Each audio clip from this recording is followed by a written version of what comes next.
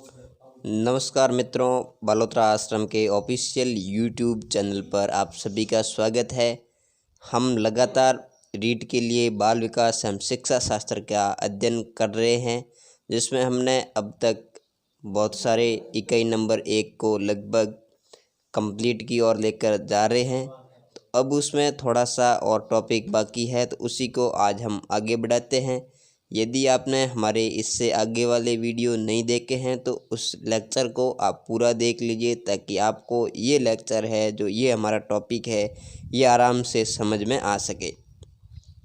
तो दोस्तों, कल हमने और श्रेष्ठतर मानव विशेषताओं का दर्शन होता है, प्रदर्शन होता है, क्योंकि इसमें विभिन्न प्रकार की ऐसी योग्यता बालक में आती है जिससे बालक का शारीरिक विकास और मानसिक विकास बहुत तीव्र गति से होता है और इसमें व्यवहार में परिवर्तन आता है। बालक के लैंगिक गौण एवं मूल परिवर्तन होते हैं।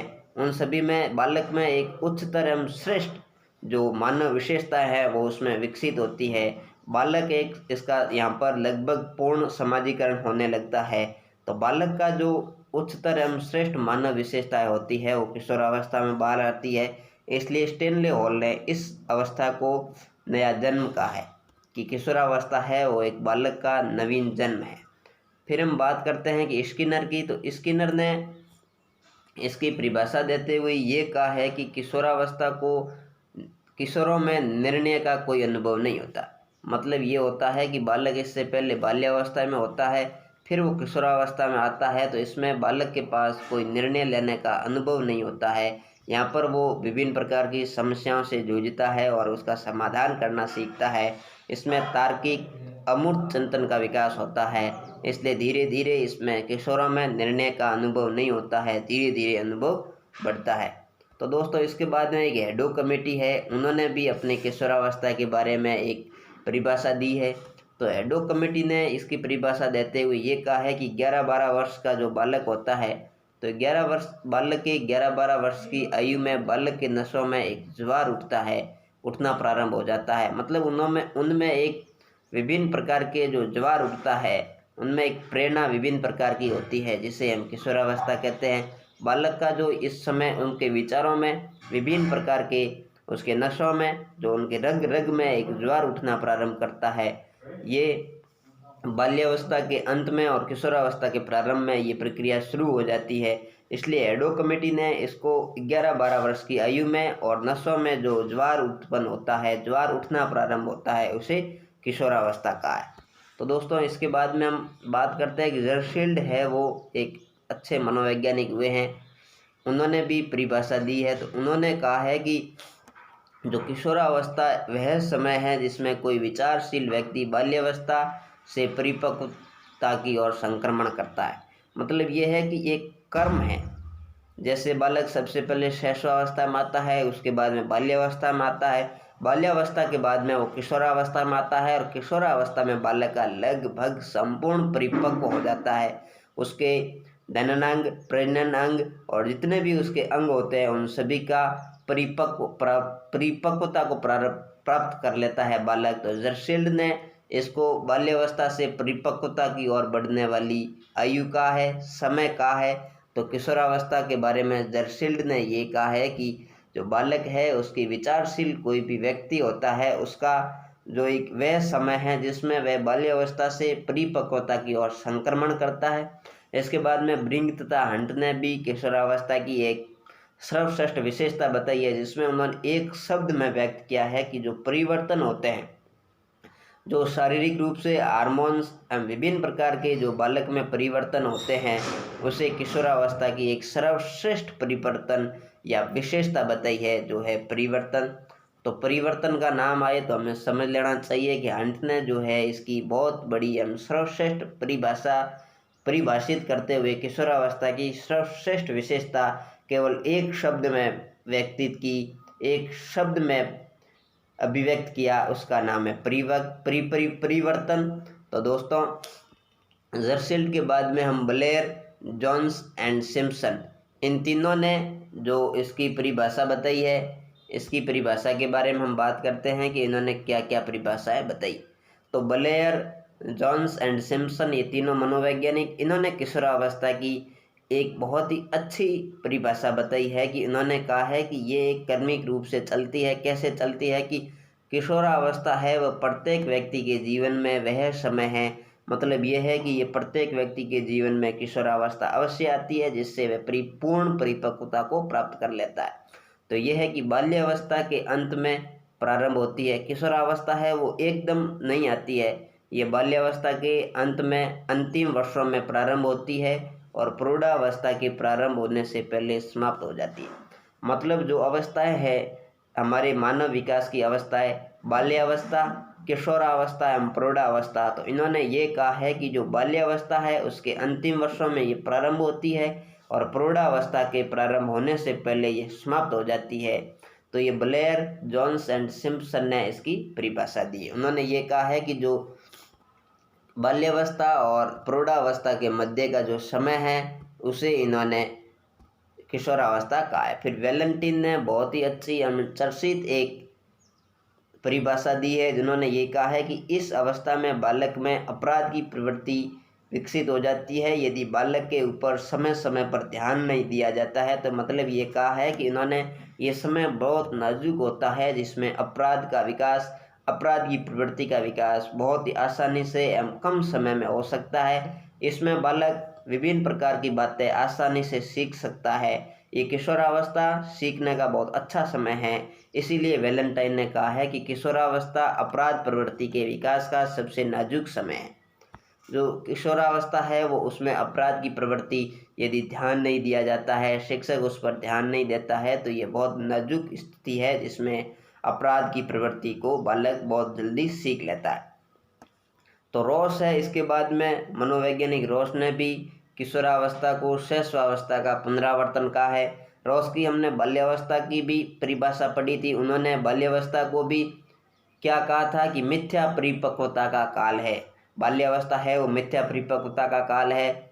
जो बाल्यावस्था को कहा था वो बहुत इम्पोर्टेंट है, जो पिछले एचटेट के एग्ज़ाम में आया था और विभिन्न प्रकार की भर्तियों में उसको पूछा गया है, तो ये हमें विशेषकर याद रखना है। तो किशोरावस्था है वो शैशवावस्था का पुनरावर्तन है।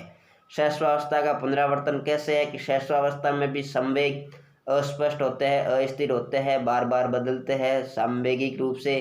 तो इसमें भी बालक है उसके बहुत संवेग होते हैं, यहाँ पर भी विकास तीव्र गति से होता है और शैशवावस्था में भी बालक का विकास है वो तीव्र गति से होता है। इसीलिए रॉस ने शैशवावस्था की पुनरावृत्ति किसकी कहा है? किशोरावस्था। किशोरावस्था को शैशवावस्था की पुनरावृत्ति कहा है। फिर एक किर्क पैट्रिक है जिन्होंने भी किशोरावस्था की बहुत ही अच्छी परिभाषा दी है कि ये जीवन का सबसे कठिन काल कहा है किर्क ने किशोरावस्था को। तो इन्होंने कहा है कि किशोरावस्था है वो जीवन का सबसे कठिन काल है। कठिन काल क्यों है कि इस समय उनके शारीरिक परिवर्तन बहुत तेज़ी से होते हैं, जिनमें उनके सामने नए नए जो परिवर्तन होते हैं शरीर में आते हैं। फिर उनके जो विचार है वो भी अलग प्रकार के हो जाते हैं। तो इसलिए ये बहुत कठिन समय कहा गया है इन्होंने, क्योंकि इन्हें बहुत कठिनाइयों का सामना करना पड़ता है। क्या कठिनाइयाँ होती है कि किसी काम करने के लिए बालक को कह देते हैं, तो बालक को जब कोई काम को कर लेता है तो उसके माता पिता या अभिभावक शिक्षक है वो भी इसको कहते हैं कि अब तू बड़ा हो गया है, बहुत अच्छी बात है। जब वो कहीं जाने के लिए या कुछ कार्य करने के लिए कहता है तो उसके माता पिता कहते हैं कि बेटा अभी आप छोटे हो, अभी बड़े नहीं हो गए हो। इस प्रकार के जो उसके सामने समस्याएं उत्पन्न होती है वो बहुत कठिनाइयाँ उत्पन्न होती है। इसीलिए किर्कपैट्रिक ने किशोरावस्था को जीवन का सबसे कठिन काल कहा है, क्योंकि इसमें बालक पूर्ण रूप से परिपक्वता को प्राप्त होता है। और हम सबसे अंतिम परिभाषा हमारी है जो है क्रो एंड क्रो की। यदि हम क्रो एंड क्रो की परिभाषा को न लें तो हमें परिभाषाएं केवल अधूरी लगेगी, क्योंकि क्रो एंड क्रो ने परिभाषाएं हर किसी वस्तु की, हर किसी चीज़ की, हर किसी संप्रदाय की परिभाषा दी है। तो इन्होंने है वो किशोर ही वर्तमान की शक्ति व भावी आशा को प्रस्तुत करता है। वर्तमान समय की जो शक्ति है वो किशोर प्रकट करता है और जो भावी आशाएं हैं उसे किशोर प्रस्तुत करता है, ये क्रो एंड क्रो ने कहा है। तो दोस्तों हमने अभी जो किशोरावस्था की परिभाषाएं थी उन्हें जाना। अब हम किशोरावस्था की एक एक करके विशेषताएं, क्या क्या विशेषताएं हैं दोस्तों, उसके बारे में बात करेंगे। अब मैं आशा करता हूं कि आपको जो हमने किशोरावस्था का अर्थ समझा है वो आपको समझ में आ गया होगा, वैसे आपको पता होगा, लेकिन हमने अच्छे तरीके से समझाने का प्रयास किया दोस्तों। अब आप बताइए कि आपको जो हमने किशोरावस्था की विशेषताएं प्रारंभ करने से पहले आपको परिभाषाएं बताई है, शायद मैं आशा करता हूं कि आपको अच्छे तरीके से समझ में आ गया होगा। आप कमेंट करके इसको बताइएगा, और कमेंट करके ये भी बताइए कि आपको और कौन कौन सी परिभाषाएं आपके पास है जिसको आप बताना चाहते हैं। लेकिन हमारे हिसाब से ये परीक्षा में आने वाली बहुत ही महत्वपूर्ण परिभाषा है जो आपके लिए हमने यहाँ पर प्रस्तुत की है। ये परिभाषाएं परीक्षा की दृष्टि से बहुत महत्वपूर्ण है, और ये मनोवैज्ञानिक है जो हमारे परीक्षा की पॉइंट ऑफ व्यू से बहुत ही इम्पोर्टेंट है। अब हम हमारी किशोरावस्था की जो अर्थ है उसके बाद में हमने परिभाषाओं को पढ़ा, इसके बाद में हम किशोरावस्था की क्या क्या विशेषताएं हैं इसके बारे में हम बात करते हैं दोस्तों। तो किशोरावस्था के बारे में आपने जाना, तो उन्हीं में से हमें जो विशेषताएं हैं वो हमें मिलेगी। तो दोस्तों आप विशेषताओं को कमेंट में बताइए कि किशोरावस्था की क्या क्या विशेषता है। तो हम उसको जानते हैं कि जैविक तथा जो सामाजिक मानसिक रूप में तीव्र परिवर्तन की अवस्था है।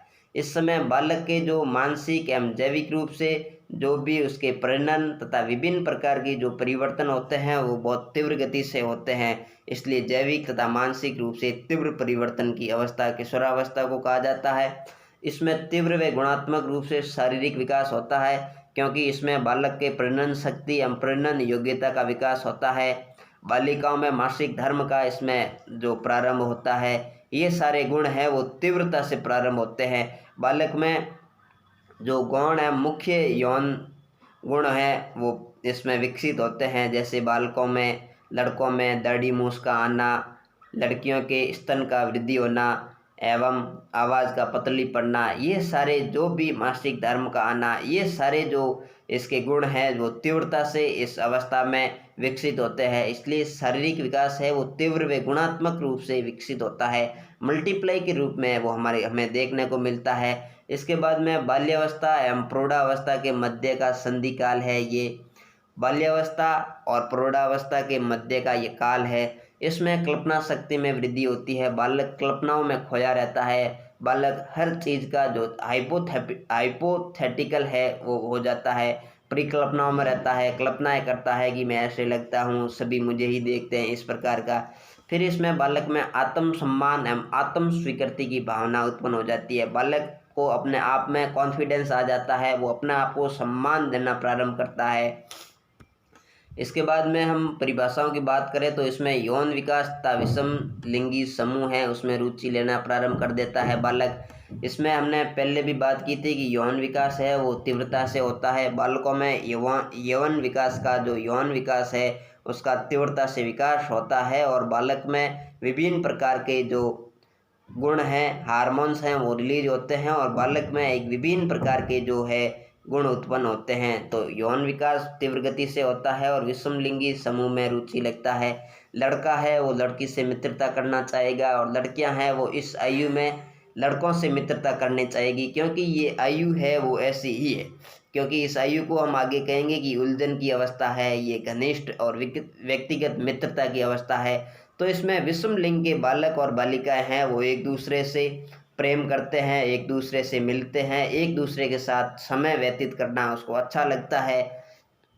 तो ये इसकी बहुत महत्वपूर्ण विशेषता है कि लड़का लड़की से और लड़की लड़के से एक दूसरे से मित्रता करते हैं, प्रेम करना यहाँ से प्रारंभ करते हैं, क्योंकि इस अवस्था की किशोरावस्था की ये महत्वपूर्ण विशेषता है वो इसमें हमें देखने को आती है, नज़र में आती है।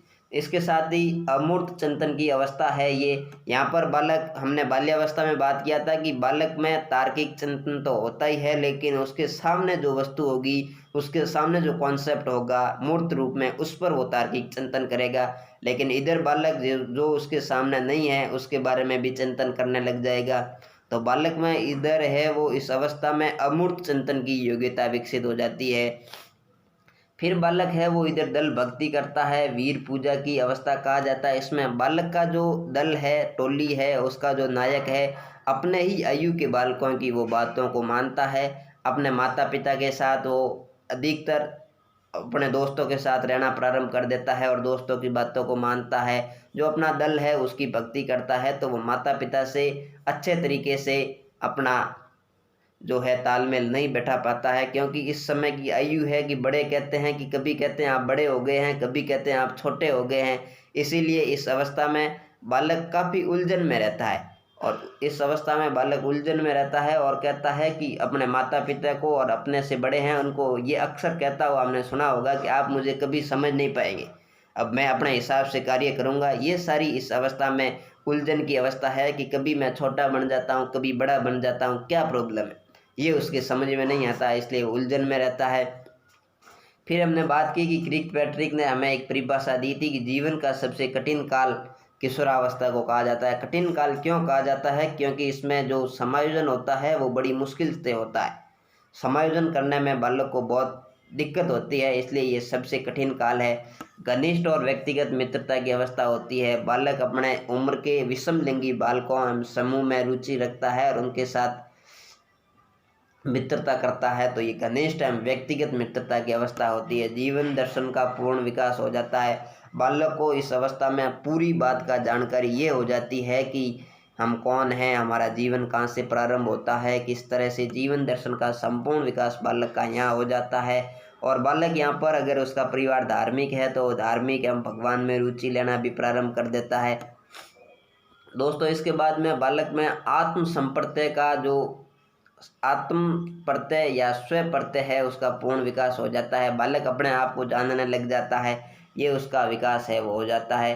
फिर आत्म प्रेम की भावना होती है। बालक अपने आप को सर्वश्रेष्ठ कहता है, यहाँ पर आदर्श की भूमिका निभाता है, या फिर किसी जो आइडियल पर्सन है उसको अपना आदर्श बनाता है और उसी के अनुसार एक्टिंग करता है। अक्सर आपने देखा होगा कि इस अवस्था के जो किशोरावस्था के बालक है, 12-13 वर्ष से लेकर 19 वर्ष से 15-16 वर्ष के जो बालक है, वो अक्सर किसी फिल्म एक्टर को या एक्ट्रेस को अपना उसके साथ उसके जैसा दिखाने का प्रयास करते हैं, उसके जैसे कपड़े पहनते हैं, उसके जैसे हेयर स्टाइल करते हैं और उसके जैसे डायलॉग बोलते हैं और उसी के अंदाज में रहना प्रारंभ कर देते हैं। तो ये इसमें आत्म प्रेम की भावना उत्पन्न होती है, जो अपने आप को किसी दूसरे के जैसा आदर्श मानते हुए उसका अनुसरण करते हैं। तो इसमें अपने आप को पहचानने की भावना, और सबसे महत्वपूर्ण जो इसकी विशेषता है वो ये है कि इसमें स्थिरता तथा समायोजन का अभाव होता है। इस समय बालक बहुत ही अस्थिर हो जाता है और कुसमायोजित, मतलब इसमें समायोजित नहीं हो पाता है, समायोजन का अभाव होता है। बालक यदि समायोजित हो जाता है तो समाज में बहुत अच्छा लाभदायक होता है, लेकिन इसमें समायोजन की स्थिति उत्पन्न नहीं होती। कभी उसको क्या कहता है, हर किसी प्रकार पर बालक को इसमें टोका जाता है, कभी बालक को बड़ा कहा जाता है तो कभी छोटा कहा जाता है। तो इस प्रकार की जो स्थितियाँ, कठिनाइयाँ उसके सामने आती है, समस्याएं, विभिन्न प्रकार की समस्याएं उसके सामने आती है। जो उसका शारीरिक विकास होता है उसमें बहुत सारी कठिनाइयाँ उसके सामने आती है, तो इसलिए वो स्थिरता एवं समायोजन का अभाव होता है, समायोजन नहीं कर पाता है। इसके बाद में ये संक्रमण का काल या संक्रांति काल का अवस्था कहा जाता है। इसमें संक्रमण काल की अवस्था है ये, और ये इस समय तार्किक चिंतन की अवस्था है। बालक इसमें तार्किक चिंतन करता ही है, बाल्यावस्था में भी तार्किक चिंतन करता है, लेकिन यहाँ पर बालक है वो अमूर्त चिंतन और तार्किक चिंतन करता है। और स्टेनले हॉल की हमने सबसे पहली परिभाषा पढ़ी थी कि दबाव, संघर्ष, तनाव तथा तूफान की अवस्था है ये।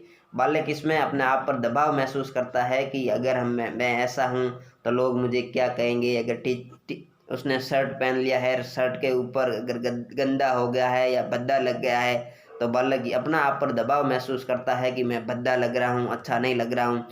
यदि लड़कियां हैं तो उनके चेहरे के ऊपर फुंसियाँ हो रखी है, तो वो बार बार यही सोचती है कि मेरी फुंसियों को लोग देखेंगे तो क्या कहेंगे, मैं अच्छी नहीं हूँ। तो इस समय उनके ऊपर बहुत सारा दबाव बन जाता है, और जो भी उनके साथ कठिनाइयाँ आती है, उनके सामने समस्याएं आती है, उनके साथ संघर्ष होता है। फिर अगर यदि वो संघर्ष में सफल हो जाते हैं तो समायोजित हो जाते हैं, अगर संघर्ष में सफल नहीं हो पाते तो उनके मध्य तनाव की स्थिति उत्पन्न हो जाती है। तो ये स्टेनले हॉल ने कहा था। और इसमें तीव्रता, अस्पष्ट संवेग होते हैं, मतलब संवेगिक परिवर्तन होता रहता है। हर किसी के प्रति उसके संवेग है वो लगभग अस्पष्ट हो जाते हैं, क्योंकि इसमें बालक है वो अपने संवेगों का प्रदर्शन करता है, उनका दमन नहीं करता है। क्योंकि हमने बाल्यावस्था में इसके बारे में जाना था कि बालक के जो संवेग है वो उसको दमन करना सीखता है। तो उस समय बालक विद्यालय में होता है तो उसके माता पिता और शिक्षक है वो उसको इस प्रकार की शिक्षा देते हैं कि उसके जो संवेग है उसको प्रदर्शित किया जाए, प्रदर्शित करने का प्रयास करते हैं। तो दोस्तों आपको ये भी समझ में आ गया होगा। अब हम अगली परिभाषा के बारे में बात करते हैं। तो ये बालक की बसंत ऋतु कही जाती है। अपने विकास की जो सबसे पहली ये जो तीसरी अवस्था है बहुत अच्छी है, ये बसंत ऋतु की कही जाती है, क्योंकि बसंत ऋतु से पहले पतझड़ ऋतु आती है और पतझड़ ऋतु में पेड़ पौधों के जितने भी पत्ते होते हैं वो सारे पत्ते नीचे गिर जाते हैं। जैसे इस पर कबीर साहब जो हमारे महान कवि हुए हैं उन्होंने कहा था कि पतझड़ आवत देख कर वन रोए मन माई, ऊंची डाली पात थे अब पीले हो जाए। मतलब यह है कि जो पतझड़ ऋतु आती है तो उसके पत्ते होते हैं वो पीले होकर नीचे गिर जाते हैं। तो पतझड़ आवत देख कर वन रोए मन माई, ऊंची डाली पात थे अब पीले हो जाए। इस समय पात झड़नता यूं कहे सुन भई तरुवर राय, अब ऊंची डाली अब के बिछड़े ना मिले ना जाने कहाँ गिरेंगे जाए। ये पंक्तियां हैं कबीर साहब ने बहुत अच्छे तरीके से समझाया है कि जो लगा है उसको गिरना है, जो गिर गया उसे वापस उसको पता नहीं कहाँ जाएगा, लेकिन उसके स्थान पर नए पत्ते आएंगे। तो पतझड़ आवत देख कर वन रोए मन माई, ऊंची डाली पात थे अब पीले हो जाए। पात झड़नता यूं कहे सुन भई तरुवर राय, यहाँ की यही रीति है एक आवत एक जाए। अब ये बातें हैं जो ये बालक की बसंत ऋतु कही जाती है, क्योंकि बालक का शरीर इसमें हष्ट-पुष्ट होता है, विभिन्न प्रकार के उसमें परिवर्तन होते हैं और परिपक्वता है वो पूर्ण रूप से हो जाती है। तो बालक एक वयस्क बन जाता है इस समय और वयस्कता से के साथ इसमें अपने कार्य करना प्रारंभ कर देता है। तो बालक की समस्त योग्यताएं हैं वो विकसित हो जाती है। इसलिए इस काल को, इस किशोरावस्था को बसंत ऋतु कहा जाता है और इसे स्वर्ण काल भी इसी कारण कहा जाता है, क्योंकि परिपक्वता की ओर ले जाने की अवस्था है। इधर बालक की पूर्ण परिपक्वता हो जाती है और ये सुनहरी अवस्था भी है, गोल्डन एज है, क्योंकि ये बहुत आनंददायी होती है। इसमें बालक को विभिन्न प्रकार की उपलब्धियां मिलती है, जो भी अवसर होते हैं वो उसे अच्छे तरीके से समझ करके समस्या समाधान करके उसमें अपना जो है उपलब्धि हासिल करता है। तो ये गोल्डन चांस है, इसमें बालक जो बनना चाहता है वो बन सकता है। इसमें बालक एक जो हमारे पास एक उदाहरण है कि जो भी लकड़ी होती है जब तक वो हरी होती है तो उसको हम जिस तरह से मोड़ना चाहते हैं तो उसको मोड़ सकते हैं। जैसे किसी पौधे पर या पेड़ पर जो उसकी डाली है उस डाली को हम चाहें उस तरह से मोड़ सकते हैं, लेकिन जब वो सूख जाती है तो सूखने के बाद में हम उसको अपनी इच्छा के अनुसार नहीं मोड़ सकते। तो इसलिए इस अवस्था को गोल्डन एज कहते हैं, क्योंकि बालक को जो बनना चाहता है वो इस एज में बन सकता है। इसलिए ये गोल्डन एज है, गोल्डन चांस होता है बालक के साथ सामने। इसलिए बालक यहाँ पर विभिन्न प्रकार की अच्छे कार्य भी सीखते हैं और बुरे कार्य भी सीखते हैं। इसे टीन एज भी कहते हैं, क्योंकि ये 13 से लेकर 19 तक होती है। इसलिए इसमें इसके अंत में जो टीन आता है इसलिए इसे 13 एंड 19 कहते हैं, इसलिए इसको टीन एज कहते हैं। दोस्तों अब हम आगे जानते हैं कि किशोरावस्था में शिक्षा का स्वरूप कैसा होना चाहिए। तो जब हमने किशोरावस्था की विशेषताओं के बारे में बात किया तो उन बालकों के बारे में हमने काफ़ी विस्तृत चर्चा की कि उनकी क्या क्या विशेषताएं होती है। तो उन विशेषताओं के ध्यान में रखते हुए उन बालकों के साथ क्या क्या समस्याएं आती है, उन समस्याओं को ध्यान में रखते हुए बालकों के साथ किशोरावस्था के जो बालक है उनके साथ किस तरह से व्यवहार किया जाना चाहिए, उनको किस तरह की शिक्षा देनी चाहिए, ताकि बालक है वो समाज के भीतर सामाजिकरण के तौर पर समाज के एक सफल सदस्य बनकर उत्पन्न हो, हमारे सामने प्रस्तुत हो। क्योंकि इस समय बालक में कई प्रकार के जो सामाजिक अपचार है वो हमें देखने को मिलते हैं। तो उन सभी से बचाने के लिए बालकों को किस प्रकार की शिक्षा दी जानी चाहिए ताकि बालक गलत रास्ते पर न जाए, रास्ता नहीं भटके, अच्छे तरीके से समायोजित होकर के दबाव तनाव इस तरह से दूर रहे, फ्रस्ट्रेशन से दूर रहे। तो इसमें हम बात करते हैं कि जीवन कौशल की जो शिक्षा है बालकों को दी जानी चाहिए। जीवन कौशल का मतलब ये होता है कि बालक के जो जीवन में विभिन्न प्रकार की जो बातें हैं, एक उनके सामने विभिन्न प्रकार की जो समस्याएं आती है, उनके सामने जो शारीरिक विकास होता है, उनके सामने जो भी समस्याएं आती है उनसे किस तरह से निपटारा निपट सके, उन समस्याओं का समाधान किस तरह से कर सके और अपने साथियों के साथ किस तरह से व्यवहार करें, परिवार में कैसे रहें, इन सभी को लेकर बालकों को शिक्षा दी जानी चाहिए। इसके बाद में यह है कि निर्देशन की व्यवस्था की जाए कि बालकों को समय समय पर निर्देशित किया जाए कि वो अभी भी किस प्रकार से कार्य करना चाहिए, उनको समाज में किस तरह से रहना है। इस प्रकार के कार्यों का, इस प्रकार के जो व्याख्यानों का, निर्देशनों का उनको समय समय पर निर्देशन की व्यवस्था करनी चाहिए। इसके बाद में है कि उन बालकों के साथ वयस्क के समान व्यवहार किया जाना चाहिए, क्योंकि बालक को कभी लगता है कि वो बड़ा हो गया है। हम कभी कहते हैं कि तुम बड़े हो गए हो, ये कार्य करके आओ। जब कोई दूसरा कार्य आता है कि समाज में विभिन्न प्रकार के कार्य, तो हम कहते हैं कि बच्चों आप अभी छोटे हो, आप ये नहीं कर सकते, यहाँ पर आपका काम नहीं है। जो बड़े लोग बात करते हैं तो वहाँ पर बड़े लोग अक्सर कहते हैं कि बच्चों आपका यहाँ पर काम नहीं है, आप दूर जाओ, खेलो। तो इस समय में बालकों के साथ बालकों में एक हीन भावना है वो विकसित हो जाती है, विभिन्न प्रकार की जो ग्रंथियाँ हैं उनका निर्माण हो जाता है। तो इस समय में बालकों के साथ वयस्क के समान व्यवहार किया जाना चाहिए। बालकों को ऐसे लगना चाहिए कि हमें जो वयस्क है वो हमें सम्मान देते हैं, सम्मान की दृष्टि से हमारे साथ चर्चा करते हैं। इस प्रकार से उनके साथ सम्मान है जो सम्मान देना चाहिए, वयस्कों के समान व्यवहार करना चाहिए। इसी के साथ है कि बालकों का जो महत्व है उसे स्वीकार करना चाहिए, कि बालकों को ये कहना चाहिए कि बालक कहते हैं कि मैं ये कर सकता हूँ, ऐसे कर सकता हूँ, तो उनके साथ बालकों का जो महत्व है, जो बालक कर सकते हैं, उनका जो महत्व है उसको हमें स्वीकार करना चाहिए, ताकि बालक का अच्छे तरीके से समाजीकरण हो सके। शिक्षा का स्वरूप में हम बात करते हैं कि पूर्व व्यावसायिक शिक्षा को जो प्राथमिकता प्रदान की जाए, क्योंकि बालक इस समय अपने जो विद्यालयी शिक्षा से बाहर निकलने वाला होता है। तो इस समय बालक इससे किशोरावस्था के बाहर निकलते ही वो कॉलेज में जाता है। उस समय उसके सामने विभिन्न प्रकार की समस्याएं आ जाती है। तो इस समय बालक को जो व्यवसाय से पूर्व की जो शिक्षा है वो उसे देना चाहिए, ताकि वो बेरोजगार नहीं रहे, अपने हाथ का कौशल सीख सके, ताकि वो आने वाले समय में जब भी वो विद्यालय से बाहर जाए तो वो खाली न रहे, उसका अपना हाथ का हुनर होना चाहिए, ताकि देश में बेरोजगारों की संख्या न बढ़े। व्यावसायिक शिक्षा को बढ़ावा देना चाहिए विशेषकर। तो दोस्तों, हमने किशोरावस्था में शिक्षा के स्वरूप के बारे में बात किया। अब हम बात करते हैं कि किशोरावस्था में जो परिवर्तन होते हैं वो किस प्रकार से परिवर्तन होते हैं, उनके कौन कौन से सिद्धांत हैं। तो आमतौर पर हमारे पास ऐसे 2 सिद्धांत हैं कि किशोरावस्था में होने वाले परिवर्तनों से संबंधित कौन कौन से सिद्धांत हैं जिससे वो परिवर्तन होते हैं। तो ऐसा हमारे पास एक सिद्धांत है कि आकस्मिक विकास का सिद्धांत।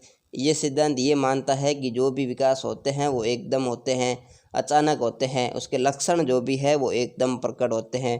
तो इस सिद्धांत को 1904 में स्टैनले हॉल ने दिया था। स्टैनले हॉल ने 1904 में ये आकस्मिक विकास का सिद्धांत दिया। तो इनकी व्याख्या है, उन्होंने जो एडोलसेंस उनकी एक किताब है, उनकी किताब का नाम है एडोलसेंस, उनमें उन्होंने आकस्मिक विकास का जो सिद्धांत है उसको प्रस्तुत किया, उसमें उसका विवरण दिया, उसमें लिखा। तो उसमें उन्होंने ये लिखा कि बाल्यावस्था है उसके तुरंत बाद किशोरावस्था के लक्षण प्रकट होने प्रारंभ हो जाते हैं। मतलब ये है कि ये बाल्यावस्था ख़त्म हुई और इसके तुरंत बाद में किशोरावस्था, ये बाल्यावस्था इधर से ख़त्म हुई, ये बाल्यावस्था ख़त्म होने के तुरंत बाद, उसके बाद ही ये जो है, इसके बाद में ये जो किशोरावस्था है उसके लक्षण हैं वो प्रकट हो जाते हैं।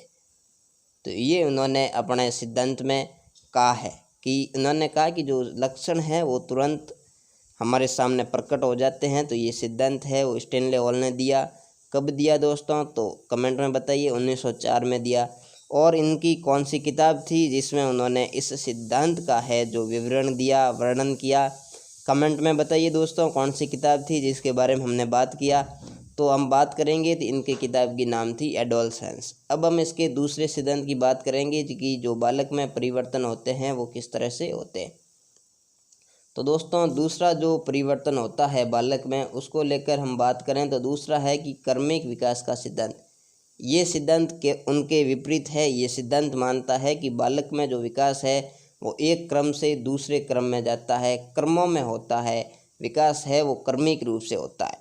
तो ये विकास का सिद्धांत है वो आकस्मिक से आकस्मिक विकास के सिद्धांत के बिल्कुल विपरीत है।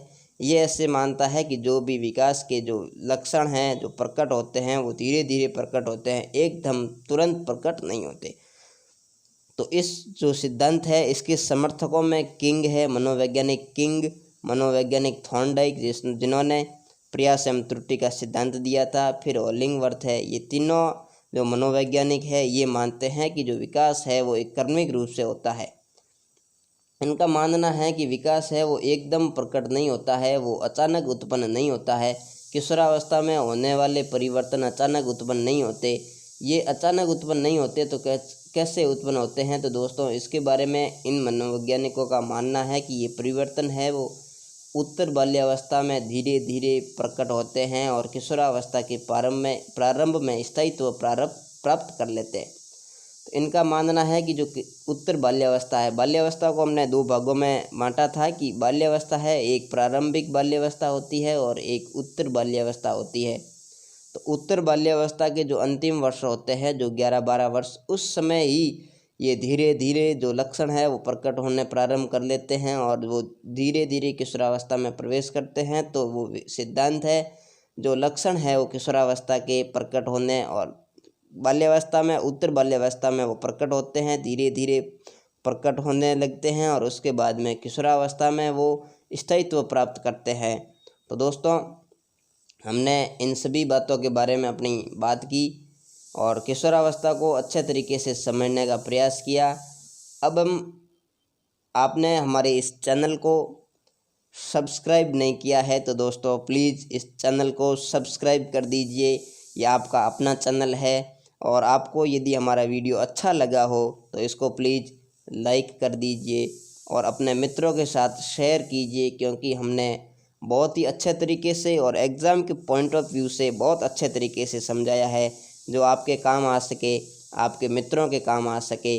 फेसबुक पर, व्हाट्सएप पर, टेलीग्राम पर आप हमें इसे फॉलो कीजिए और हमें वहाँ पर फॉलो कर सकते हैं। फेसबुक का जो हमारा पेज है उसका लिंक डिस्क्रिप्शन में दिया गया है, आप हमारे पेज को फॉलो कीजिए ताकि आपको समय समय पर जो हमारे शेड्यूल है उसकी जानकारी मिल सके। और टेलीग्राम का भी लिंक हमारे डिस्क्रिप्शन में है, उसको भी आप ज्वाइन कर लीजिए ताकि जो भी हमारी सूचना हो सबसे पहले आप तक पहुँचे। और इसको आप यूट्यूब पर ही सूचना को प्राप्त करना चाहते हैं तो आप इसे बेल आइकन को दबाइए ताकि जो भी नोटिफिकेशन हो वो सबसे पहले आप तक पहुँचे। इकाई नंबर 1 को हमने बहुत गहराई से समझा और काफ़ी हद तक हमने समझने का प्रयास किया और जो विकास की अवस्थाएं थी दोस्तों वो आज लगभग विकास की अवस्थाओं के जो आयाम थे वो आज हमारे पास लगभग कंप्लीट होते दिख रहे हैं। और इसका जो किशोरावस्था का जो कल का हमारा टॉपिक रहेगा, किशोरावस्था में विकास के जो स्वरूप है, विकास के जो सिद्धांत है उसके बारे में कल हम क्लास लेंगे कि किशोरावस्था में विकास का स्वरूप क्या क्या होता है। तो विकास के जो आयाम हैं, विकास के आयामों के बारे में हम बात करेंगे कल दोस्तों। और आपको ये वीडियो अच्छा लगा हो तो लाइक कीजिए और इससे पहले के सारे वीडियो आप देख लीजिए ताकि आपको ये वीडियो आसानी से समझ में आ सके, क्योंकि किशोरावस्था से पहले बालक में किस तरह के परिवर्तन हुए हैं, बालक ने क्या क्या इससे पहले सीख लिया है वो आप जानना आपके लिए बहुत ज़रूरी है। तो दोस्तों इससे पहले के वीडियो सारे आपको प्लेलिस्ट में बाल विकास एवं शिक्षा शास्त्र नाम की प्लेलिस्ट में मिल जाएंगे, तो वहां जाकर आप ये वीडियो देखिए और हमारे वीडियो को लाइक कीजिए। ये आपका अपना चैनल है और सब्सक्राइब कीजिए और अपने जितने भी ऑनलाइन सोशल प्लेटफॉर्म है वहां पर शेयर कीजिए ताकि इसका लाभ प्रत्येक विद्यार्थी को मिल सके। दोस्तों इसी के साथ आज हम विदा लेते हैं। धन्यवाद।